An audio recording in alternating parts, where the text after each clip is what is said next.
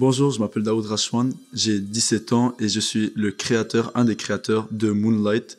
Moi, personnellement, je gère le côté business de Moonlight. Donc, je gère tout ce qui faire le site, tout ce qui gérer l'argent, comptabilité, je gère tout, le budget, je fais un peu de marketing et ouais, c'est ça. Bonjour, je m'appelle Prince Kofi, j'ai 17 ans. Je suis le co-créateur de Moonlight, qui est une marque de vêtements que j'ai commencé avec quelques amis à moi de mon âge. Je suis né en Côte d'Ivoire à Abidjan, plus 225 représente. Et ouais, sinon je suis étudiant, je suis un élève du programme d'éducation internationale. Ouais. Donc moi, mon rôle dans l'entreprise, c'est plus dans le département de tout ce qui est design. Donc tout ce qui est les types de imprimerie sur les vêtements, les matériaux qui vont être utilisés pour faire les vêtements, les coupes, les tailles. C'est moi qui fais tout ça, je fais mes recherches à la main avec d'autres vêtements par exemple. Je peux m'inspirer de ce que j'aime, ce que d'autres marques font. Je peux m'inspirer pour les tailles, surtout. J'aime bien m'inspirer des tailles, de ce que les autres marques font parce que c'est mieux d'aller avec ce qui marche déjà, évidemment. Pouvoir faire des coupes après, tu peux innover avec les trucs qui sont déjà un peu intemporels. Donc, sinon, tout ce qui est publicité, je m'occupe beaucoup de ça, les affiches, tout ça, les idées de publicité. On avait une petite campagne de publicité à Montréal où on donnait un peu des faux pamphlets en forme de portefeuille aux gens. Après, on regardait leurs réactions et tout. On disait, tu t'es fait avoir frérot, c'est juste Moonlight. Genre, t'as pas ton 200 balles et tout, en tout cas. Donc, ouais, à ce niveau-là, je suis plus dans ce game, on va dire. En fait, ça a tout commencé au PFK, on travaillait au PFK et tout, et on a décidé, nous deux, ça faisait 13 ans qu'on travaillait là-bas, et on voulait avoir de l'argent, on voulait sortir de où on était coincé.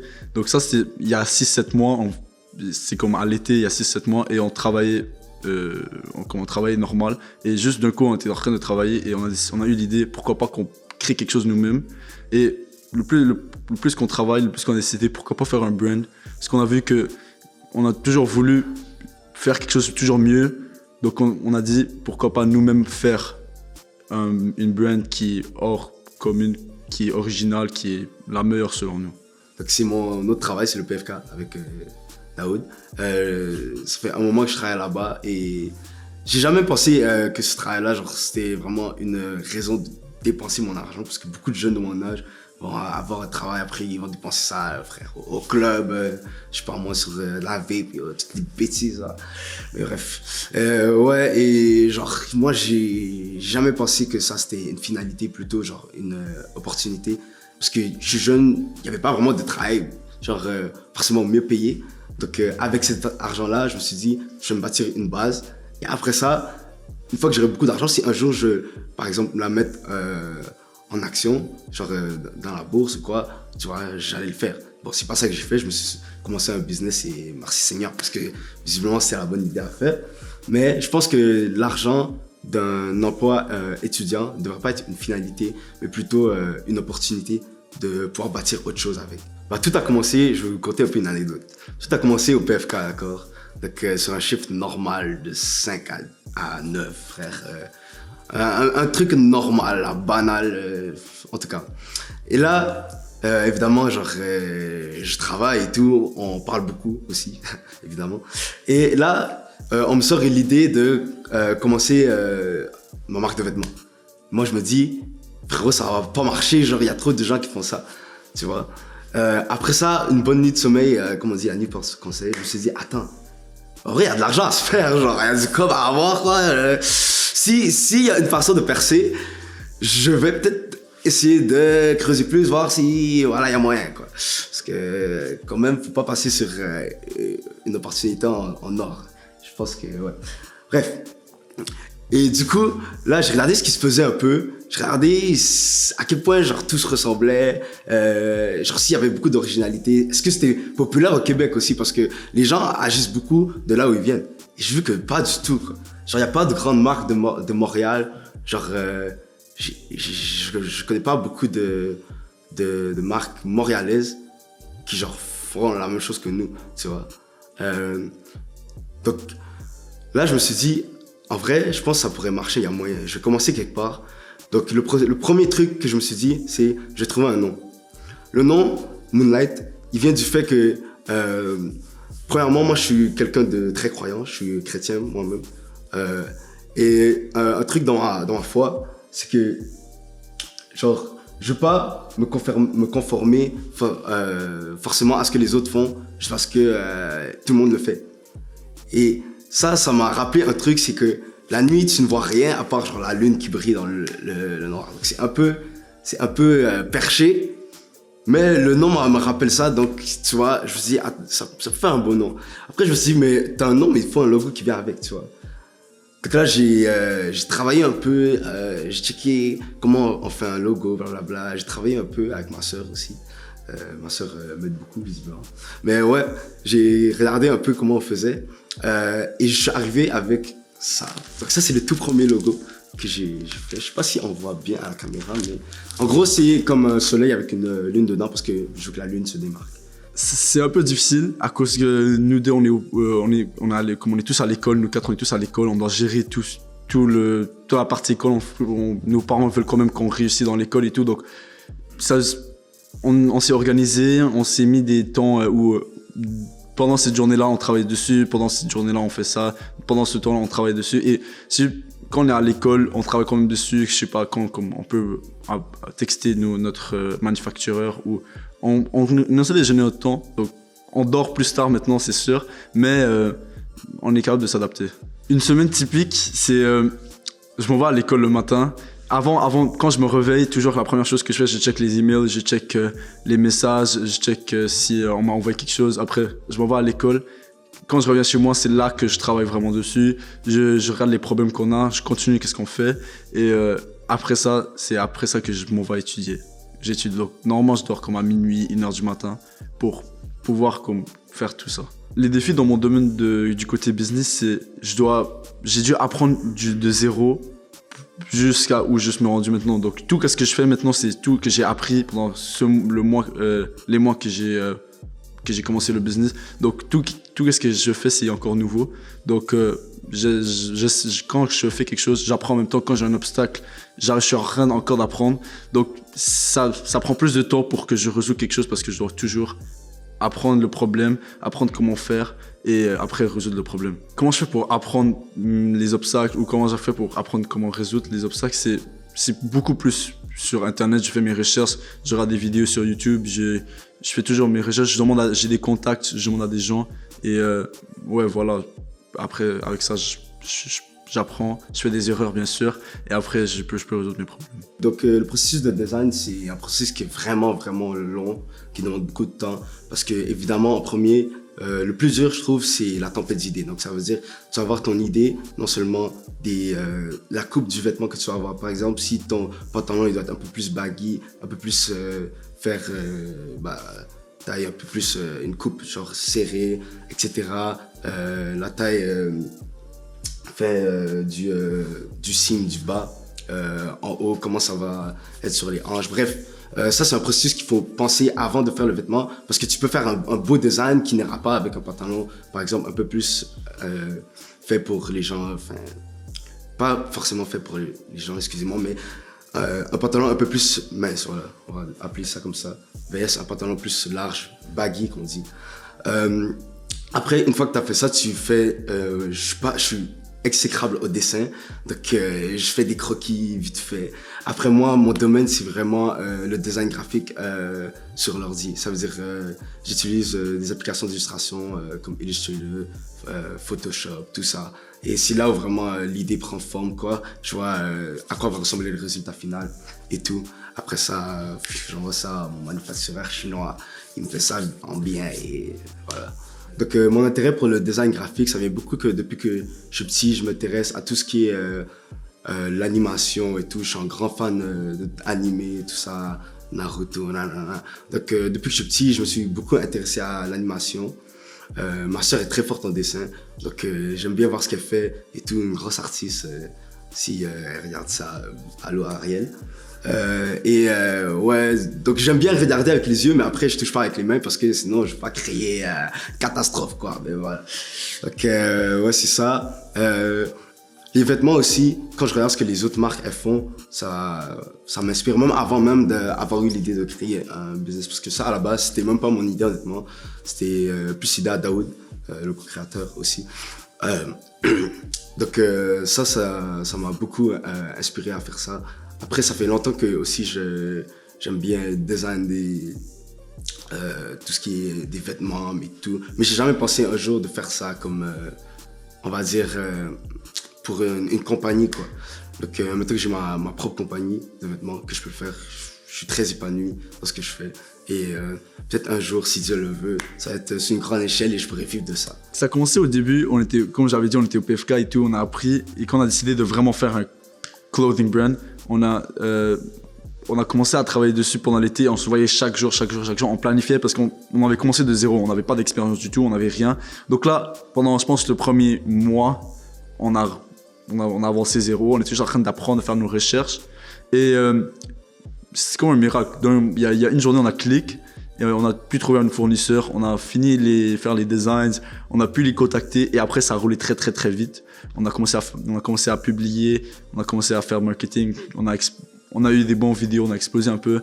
Et là, grâce à ça, on a pu sold out en 3 jours, on a notre marque, oui. Donc ça a parti long, mais ça a progressé très rapide après qu'on a cliqué la journée. Ce qui m'a donné envie de partir en enfer, c'est que j'ai toujours été quelqu'un qui est conscient que dans la vie, c'est important d'avoir beaucoup d'argent. Donc c'est pour ça que dans tout ce que je fais, je m'applique, que ce soit à l'école, dans mon business là. Donc j'ai toujours voulu un peu être indépendant aussi. Donc me dire que je travaille pas pour quelqu'un. Donc le fait est que j'ai beaucoup d'amis aussi, des gens intelligents, qui ont des mêmes valeurs que moi, etc. Donc ça m'a poussé à me dire, et si je commençais quelque chose avec quelqu'un qui est dans la même façon de penser que moi, comme ça, on bâtit quelque chose ensemble. Et après ça, c'est pas juste une histoire forcément d'argent, c'est aussi une histoire d'avoir bâti vraiment, on va dire, dans ce cas-là, une marque de vêtements de A à Z. Et t'as fait quelque chose de ta vie, de tes mains, etc. Et je me sens épanoui quand je fais ça, quoi, on va dire. Parce qu'on dit souvent que mon père m'a souvent dit ça, si je te regarde tes 3 amis les plus proches, je peux dire quelle personne que tu es sans jamais t'avoir vu. Donc on m'a souvent appris que les gens avec qui tu te tiens, au final tu deviens un peu comme eux. Donc c'est pour ça que je fais vraiment attention avec les gens avec qui je tiens, je me tiens, tous mes gars au STC, si vous regardez ça, shout out et tout. Sinon j'ai beaucoup aussi de gens qui sont dans tout ce qui est la création, tu vois. Je connais des rappeurs, je connais des influenceurs sur TikTok. Shout out My Way, shout out Sevski. Mais ouais, pour moi c'est vraiment important de m'entourer de gens qui sont dans la même façon de penser que moi, parce que c'est ça que je deviens en fait, tu vois. Genre, je veux pas traîner avec des gens qui sont là, tout ce qu'ils font c'est flâner dans la rue et genre rien faire de leur vie. Genre, si t'as pas d'objectif dans la vie, je comprends pas, je comprends juste pas d'où tu viens, comme c'est quoi ton objectif, parce que même moi je viens pas forcément d'un milieu hyper favorisé. Je suis un gars, je suis un immigrant, j'ai immigré ici quand j'avais 1 an. Je suis un gars de la Chine. J'ai grandi là-bas toute ma vie. Donc ça veut dire que j'ai un peu côtoyé la misère humaine. Et grâce à mes parents, que Dieu les bénisse, je suis là aujourd'hui. Donc c'est sûr que je veux faire de ma vie quelque chose de bien. Donc c'est pour ça que je fais attention aux gens qui me définissent, on va dire. On vend en ligne sur notre site, on a un site web et c'est tout en ligne, on fait tout en ligne. Mais on a une option pick-up à notre école, parce que notre majorité de notre clientèle, c'est les personnes à l'école, les jeunes de notre âge. Donc on fournit un pick-up à notre école pour qu'ils viennent chercher. On est profitable, donc on est profitable et on a eu, quand on a commencé à vendre, on a dépassé notre attente. Donc on avait une attente de X amount d'argent et on a dépassé cette attente-là en très très rapidement. Quand j'avais dit 3 jours, on a sold out. On n'avait pas expect qu'on allait se rendre à ce niveau-là. Mais oui, on a su se mettre en profit. Et maintenant, avec le profit, on est en train de tout réinvestir, on garde rien pour nous. Et comme ça, on commence à augmenter la marchandise, on commence à augmenter le stock pour encore agrandir plus. Nos objectifs pour l'instant, pour court, long et moyen terme, c'est notre court terme, c'est vraiment vendre tout le temps, essayer de vendre le plus possible. Notre plus grand objectif, ça c'est vraiment notre plus grand, c'est vendre mondialement, avoir des ventes partout au monde, pas juste parce que là on est beaucoup aux US et au Québec, donc on essaie d'agrandir cela. Donc notre prochain job qui sera bientôt, on veut que ce soit en France aussi.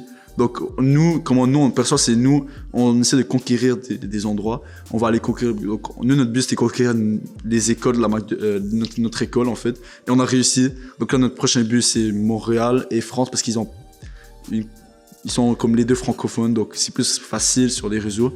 Et après ça c'est vraiment conquérir comme des gros parties du monde pour avancer notre brand. Ouais, c'est sûr que le plus grand objectif, c'est avoir notre industrie, c'est toujours ouvrir ici en plus à côté à Québec pour que ce soit 100% québécois. Ça, c'est notre but ultime pour que déjà de 1, ça va être dans la culture québécoise, ça va montrer qu'on est vraiment dans la culture québécoise. Et c'est notre but de faire ça, mais pour l'instant, on n'a pas ça, mais c'est notre but ultime, avoir notre manufactureur. Si je peux montrer un de mes designs duquel je suis le plus fier, c'est... vous voyez, ici, il y a comme une espèce de demi-cercle avec des étoiles filantes. Okay? C'est un set qui s'appelle le Shooting Star Set, 100% coton. C'est du French Terry Cotton, c'est un peu du coton, mais supérieur, on va dire. Et du coup, j'ai commencé à faire cet emblème, ce logo, on va dire, ce design. Et après ça, j'ai trouvé que c'était un peu fade. Il manquait de quoi. Du coup, j'ai juste pris une étoile qui représentait un peu... c'est un peu un truc plus britannique, londonien. C'est un peu...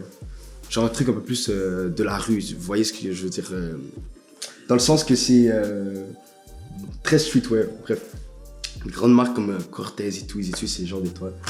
Et je peux même montrer sur le livre. J'ai trouvé que ça faisait un peu moins fade parce qu'il y avait les étoiles et tout.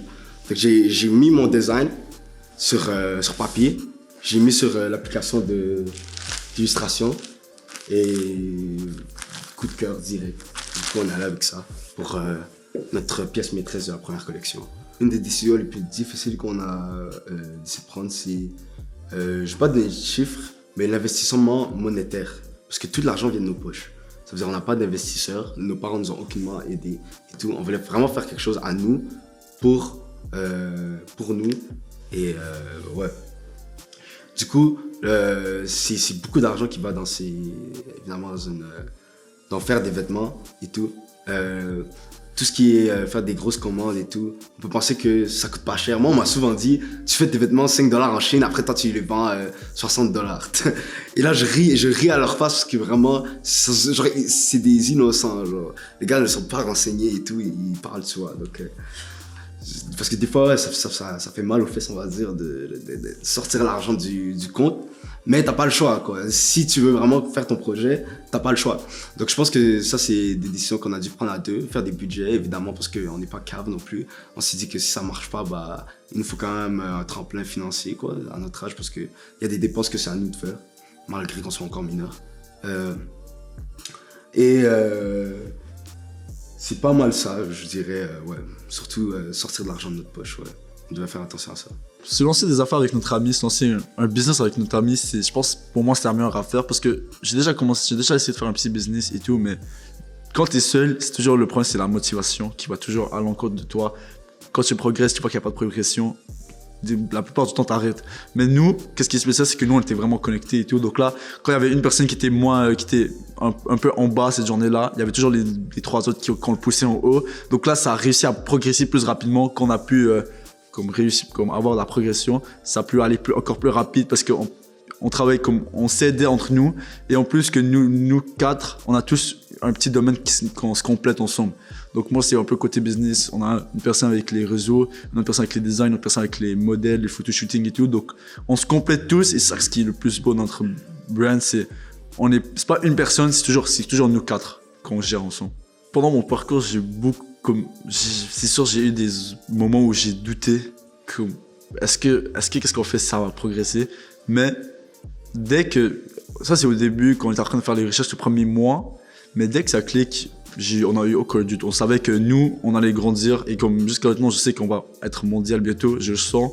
C'est la première fois que je sentais ce sentiment et je sais que dans 1-2 ans, on pourra être dans l'échelle mondiale, on pourra faire des calls avec des grandes compagnies, avec des grands influenceurs. Donc, après, comme le premier mois, j'ai aucun doute et je sais qu'on va être dans le top bientôt. Au début, comment on a perçu notre brand, on trouvait que c'était un problème.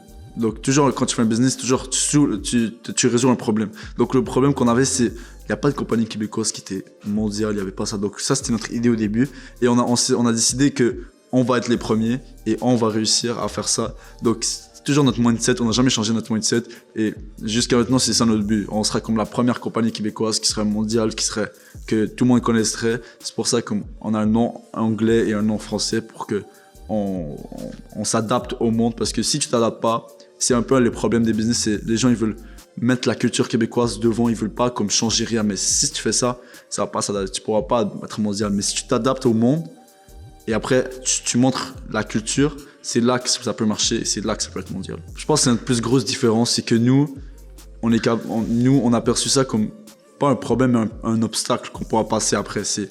Et on a déjà commencé à vendre à l'international, on vend maintenant aux US, on a eu des commandes aux États. Donc on trouve que nous, on pourra réussir dans le futur de mondialiser notre compagnie. Je pense que c'est nous, comme notre but, déjà, c'était mondialiser, mais sur le côté design, notre but, c'est de donner quelque chose qui était de vraiment bonne qualité et pas très cher.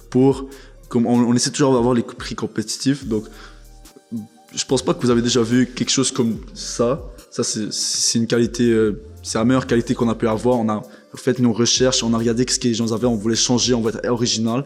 Donc, on n'a pas juste voulu différencier dans le côté business, mais aussi dans le côté design pour donner la meilleure qualité à nos clients.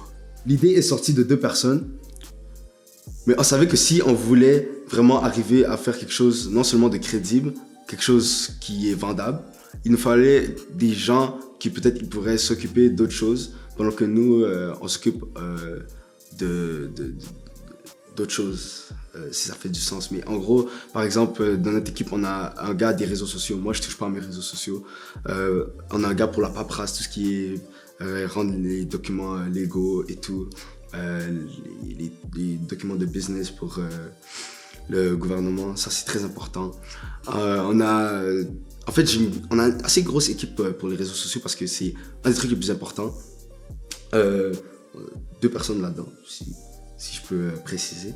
On a une personne plus pour tout ce qui est les shootings, donc qui travaille avec nous pour les caméras et tout, parce que ça c'est un domaine qu'on n'est pas dedans. Moi je suis dans les vêtements, frérot, je sais pas c'est quoi ta Sony 720 là.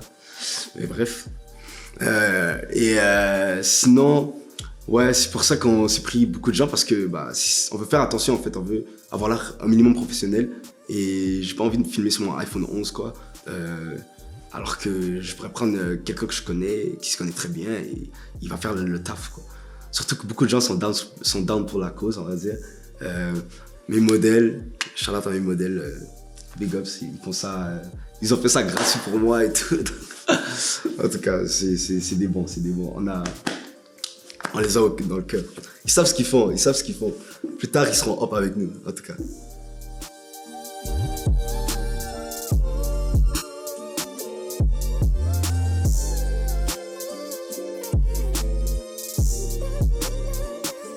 Ok, donc ici Moonlight, on a un design innovateur à vous montrer. Voilà, en gros, petite œuvre d'art pensée par nous-mêmes. C'est un hoodie, mais il protège de rien du tout en fait. S'il neige, tu vas recevoir de la neige sur toi. S'il pleut, tu vas recevoir de la...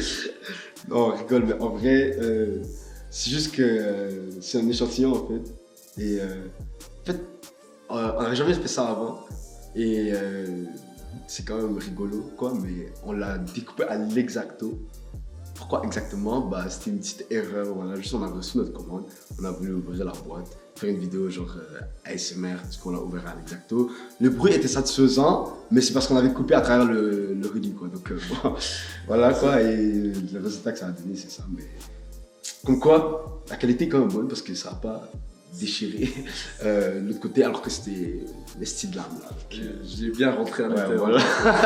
Donc, bon, c'est ça le résultat final. Si quelqu'un veut, je le mets aux enchères et on verra à combien ça se vend. Hein. Est-ce qu'ils vendent les ongles de Messi? Ouais, genre. C'est un étanoyage. C'est la première échantillon. Le premier sample de C'est la Moonlight. première échantillon de Moonlight. Ça va coûter bientôt. Déchiré à la main. Déchiré à la main. Ok. Merci. C'est ça.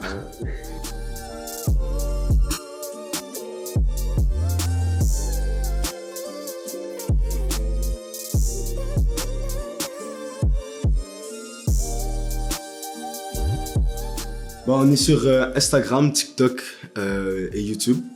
Sur moonlight.off01. Donc, si vous checkez notre page Instagram, il y aura tous nos liens. Sinon, à part ça, notre deuxième collection va bientôt sortir. Donc, il faut rester à l'affût. Il y aura des gros bangers. Vous voyez ce que je veux dire? Donc, et moi, je vous dis, premier arrivé, premier servi. Donc, venez pas me parler de 50% off, je sais pas quoi, gros. Les gars pensent que je suis le Père Noël, frère. Je suis noir, ils me disent 50% off, là. Gros, ils sont fous, quoi, gros. Bref, donc en tout cas, soyez à l'affût. Par contre, il y a 10% off si vous vous abonnez à notre subscriber letter, là. En tout cas, sur le site. Juste allez sur le site moonlight.off là et vous aurez 10% off, c'est déjà ça. Chialez pas parce que on est au début et honnêtement, pour ce qu'on produit, croyez-moi, les prix sont pas si pires. Donc, ouais, c'est ça. Deuxième collection. Bientôt. Je peux pas dire quand, mais restez à l'affût. Voilà.